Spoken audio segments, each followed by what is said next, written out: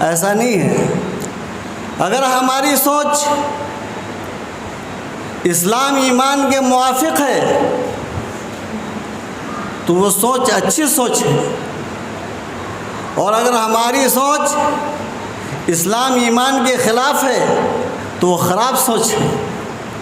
اگر ہماری سوچ ایمان اور اسلام کی حمایت میں ہے تو وہ اچھی سوچ ہے، اور اگر باغیانہ سوچ ہے، اسلام اور ایمان کے خلاف سوچ ہے، اللہ اور رسول کے سوچ اور فکر کے خلاف سوچ ہے، تو وہ ایمان لیوا بیماری ہے، اور وہ انسان کا ایمان کسی وقت بھی وہ سوچ ختم کر سکتی ہے، اور اس سوچ کے اعتبار سے جو کردار اور گفتار انسان کی زندگی سے سرزد ہوتے ہیں وہ ایمان لیوا بیماری ایمان کو ختم کر سکتی ہے، ایمان ختم ہو سکتا ہے۔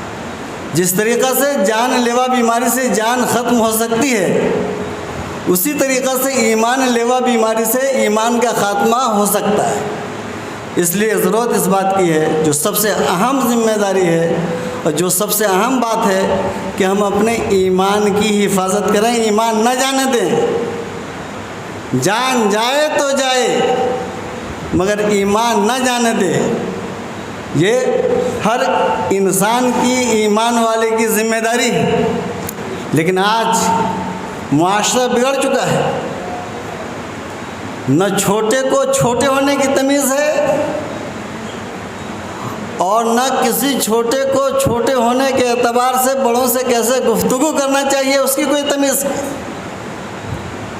ہمارے آقا صلی اللہ علیہ وسلم نے ارشاد فرمایا، وَلَمْ يُوَقِّرْ كَبِيرَنَا فَلَيْسَ مِنَّا مَنْ لَمْ يَرْحَمْ صَغِيرَنَا وَلَمْ يُوَقِّرْ كَبِيرَنَا فَلَيْسَ مِنَّا، کہ جس نے چھوٹوں پر شفقت نہیں کیا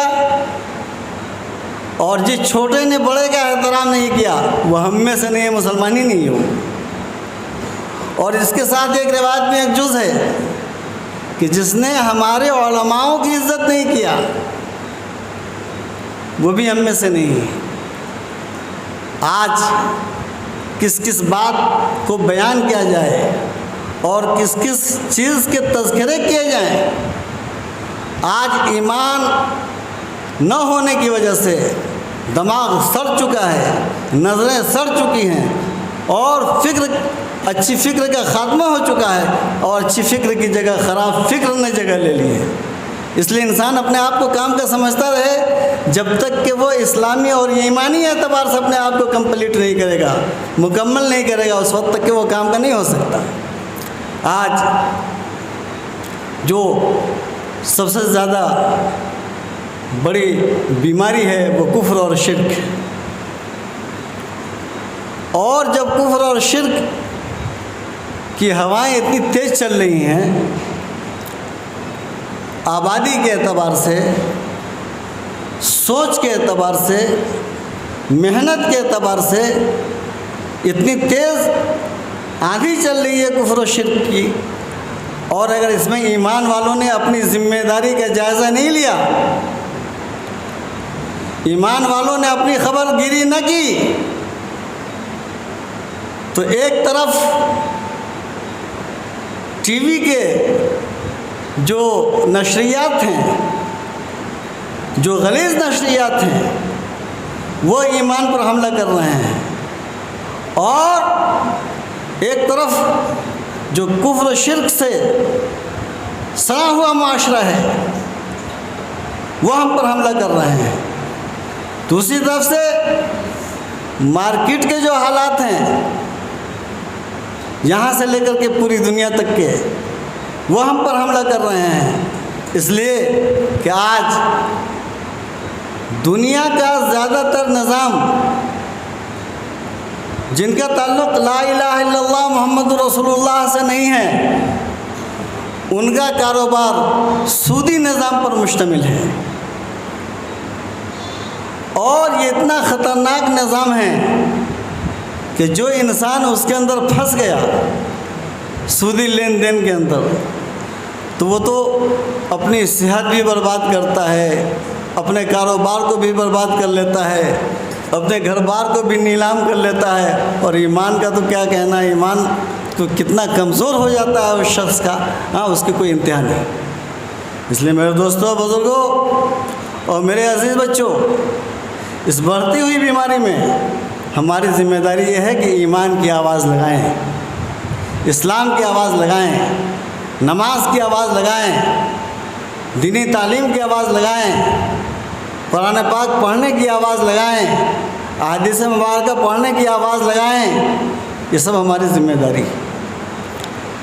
اور یہ جو تھوڑی بہت آواز دنیا کے کانوں میں پہنچ رہی ہے، جو آواز اس لیے لگائی جا رہی ہے کہ دنیا سے برائی کا خاتمہ ہو اور دنیا شرافت کی زینت سے مزین ہو، یہ آواز اس لیے لگائی جا رہی ہے کہ جو ہمارا بنانے والا، زمین کا بنانے والا، آسمان کا بنانے والا، چاند ستاروں کا بنانے والا، وہ ایک ہے، ہم اس کو جاننے اور پہچاننے والے بن جائیں۔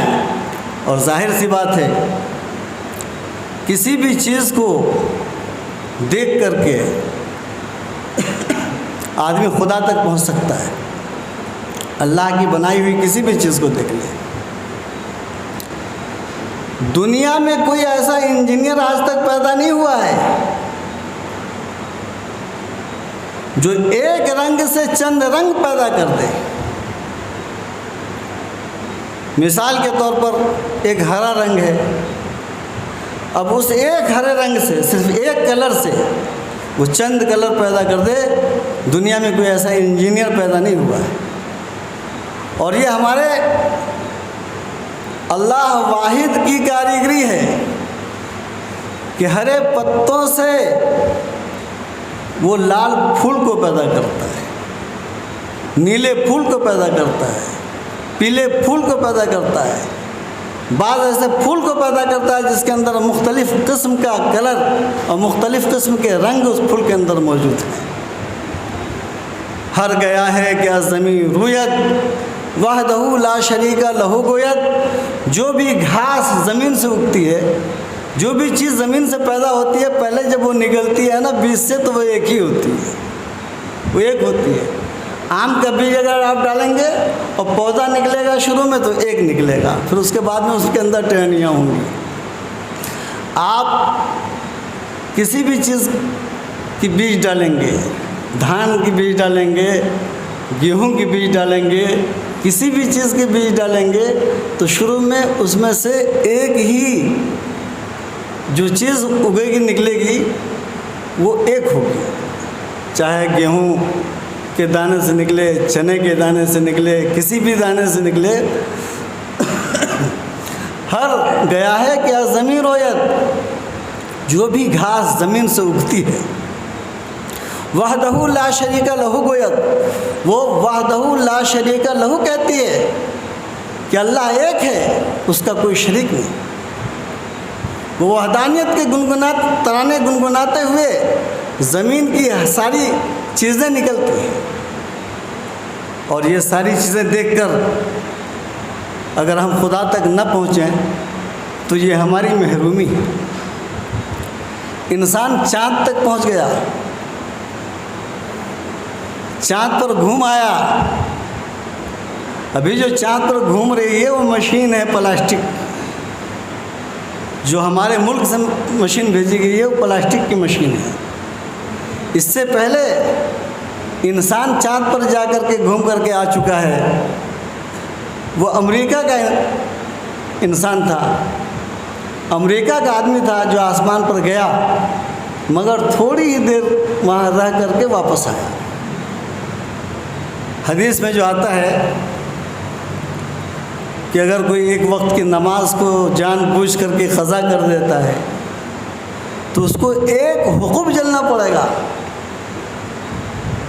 2,88,00,000 برس جس کی گنتی ہوتی ہے کم سے کم۔ میرے دوستو، جس زمین پر ہم لوگ رہ رہے ہیں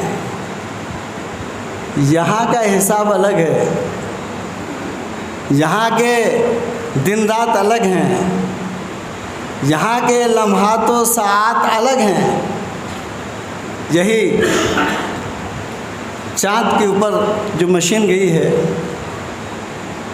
تو چاند پر جو دن ہوتا ہے وہ یہاں کے دن سے 14 دن کا ہوتا ہے. زمین کے اوپر جو دن ہے تو زمین کے اوپر جو دن 14 دن گزاریں گے وہ 14 دن کے مقابلے میں ایک دن ہے چاند کا جو چاند کے اوپر کا ہے. اس لیے گنتی بڑھتی چلی جاتی ہے، جتنے اوپر آپ جائیں گے گنتی بڑھتی چلی جائے گی. وہاں کے حالات، وہاں کے ماحولیات اور وہاں کی چیزیں بدلتی چلی جائیں گی. بہرحال میں یہ عرض کر رہا تھا کہ اس فضا کے اندر کہ آدمی چاند تک کے پہنچ گیا اور اللہ تک نہیں پہنچ پایا. چاند پر جانا یہ الگ چیز ہے اور کامیاب ہو جانا حقیقی طور پر یہ الگ چیز ہے. چاند کے منازل کو گھوم لینا، طے کر لینا یہ الگ چیز ہے، یہ سائنس کا حصہ ہے. مگر ایمان کا حصہ ہے کہ جس نے چاند کو پیدا کیا ہے، تم کو پیدا کیا ہے اور تم چاند تک جا رہے ہو، اور چاند کو پیدا جس نے کیا ہے اس چاند کے اوپر تم پہنچ رہے ہو اور تم وہاں پہنچ رہے ہو اڑ کر کے، اللہ کی قدرت کو دیکھ رہے ہو، پھر بھی تم اللہ کو ایک نہیں مان رہے ہو، اس کے آخری نبی جناب محمد رسول اللہ صلی اللہ علیہ وسلم پر ایمان نہیں رکھ رہے ہو. یہ کتنی محرومی کی بات ہے. وفی انفسکم افلا تبصرون، اور خود تمہارے اندر بہت سی نشانیاں ہیں، کیا تم دیکھتے نہیں ہو؟ اپنے ذات کے اندر غور کر لو تو اللہ پاک کا تعارف نصیب ہو جائے گا. بہرحال دوستو، یہ آواز ہے جو ایمان کی آواز، اسلام کی آواز، تعلیم کی آواز، اچھے اخلاقیات کی آواز، اچھے معاشرے کو تشکیل دینے کی آواز، اچھا معاشرہ بنانے کی آواز لگائی جا رہی ہے. یہ آواز، اس آواز کو بڑھانے کی ضرورت ہے. یہ بول ہر آدمی کو بولنے کی ضرورت ہے کہ اللہ ایک ہے، سب کچھ کرنے والی ذات اللہ کی ہے اور سب کچھ اللہ کے حکم سے ہوتا ہے، سب کچھ اللہ کے کرنے سے ہوتا ہے. یہ بول ہر آدمی کو بولنے کی ضرورت ہے اور ہر زبان سے لا الہ الا اللہ محمد رسول اللہ نکلے دل کی گہرائی کے ساتھ، اعتقاد رکھتے ہوئے اللہ پر یقین رکھتے ہوئے، تو وہ آدمی کامیاب ہوگا. اس لیے یہ آواز لگائی جا رہی ہے. یہ آواز بہت قیمتی آواز ہے. یہ محنت بڑی قیمتی محنت ہے. یہ مجلس بڑی قیمتی مجلس ہے. کاش ہمارا دل روشن ہو جائے، نگاہ روشن ہو جائے، دماغ روشن ہو جائے اور ہم پورے طور پر اپنے اعضاء و جوارح سے، جسم کے ہر عضو سے اللہ کے حکم پر اور آقا صلی اللہ علیہ وسلم کی سنت پر چلنے والے بن جائیں.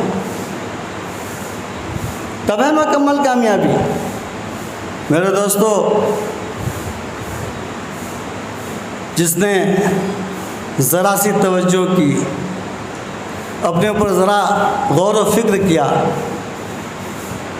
وہ کس دنیا سے نکل کر اور توحید کی دنیا میں آ گیا، کفر و شرک کو ٹھوکر مار کر ذات واحد کی عبادت کرنے والا بن گیا کہ ہے ذات واحد عبادت کے لائق، زبان اور دل کی شہادت کے لائق، مبرہ ہے شرکت سے اس کی خدائی، نہیں اس کے آگے کسی کی بڑائی. اللہ کے ذات وہ ذات ہے جو تنہا 7 طبق زمین کے نظام کو چلا رہا ہے اور بیچ کے نظام کو چلا رہا ہے اور آسمان کے 7 طبق آسمان کے نظام کو چلا رہا ہے، سارے نظام کو چلا رہا ہے. زمین کا نظام اور آسمان کا نظام اور بیچ کا نظام، یہ سب نظام الگ الگ ہے مگر سب نظام کو اللہ چلا رہا ہے. میرے دوستو، زمین سے کٹ کر چاند الگ ہو کر کے فضا میں معلق ہو گیا اللہ کے حکم سے۔ پہلے یہ چاند زمین ہی کا حصہ تھا، جب اللہ پاک نے زمین بنایا اور پھر اپنے حکم سے چاند کو زمین سے الگ کر کے فضا میں معلق کر دیا۔ آپ نے دیکھا ہوگا مقناطیسی صلاحیت، اس کو اردو میں چمبک کی صلاحیت کہیے۔ آپ جس لوہے کے اندر مقناطیس ہے، کھینچنے کی صلاحیت ہے، چمبک ہے، ایک لوہے کو ادھر کریں گے، ایک لوہے کو ادھر کریں گے اور بیچ میں ایک لوہا رہے گا تو دونوں ایک دائرے میں آ کر کے جب قریب ہوگا تو ادھر کا لوہا اور ادھر کا لوہا اپنی جگہ رہے گا اور بیچ کا جو لوہا ہوگا وہ ٹنگ جائے گا، لٹک جائے گا، معلق ہو جائے گا۔ کر کے دیکھ لیجیے، یہ اللہ کا نظام ہے جس نے مقناطیسی صلاحیت کا استعمال کر کے سورج کو بھی لٹکا دیا، زمین آسمان کی فضا کے اندر چاند ستارے کو بھی لٹکا دیا۔ بہرحال یہ بات عرض نہیں کرنی، معلومات کے لیے عرض کے دیتا ہوں۔ دیکھیے، چاند یہ بہت چھوٹا ہے، زمین سے بہت چھوٹا ہے اور زمین سے 6,04,000 کی دوری پر واقع ہے، اور زمین بہت بڑی ہے۔ زمین اتر سے لے کر کے دکن تک اور پورب سے لے کر کے پچھم تک، جہاں تک کہ زمین ہے وہاں تک کہ ایک انسان نہیں، کئی انسان بار بار گھوم چکا ہے۔ اور اس زمانے میں جب مشینری نہیں ہوا کرتی تھی تب گھوم چکا ہے۔ ایک زمانہ تھا جو امریکہ کو کوئی نہیں جانتا تھا، امریکہ معلوم نہیں تھا دنیا کو کہ امریکہ کا کوئی ملک ہے۔ کولمبس تھا بھارت کا، جس نے پہلے سفر کر کے اور وہ امریکہ پہنچا اور اس نے امریکہ کا پتہ لگایا۔ بہرحال یہ زمین اور زمین سے ہزاروں گنا بڑا سورج ہے، ایک دو گنا بڑا نہیں، ہزاروں گنا بڑا سورج ہے، اور وہ اپنے حکم سے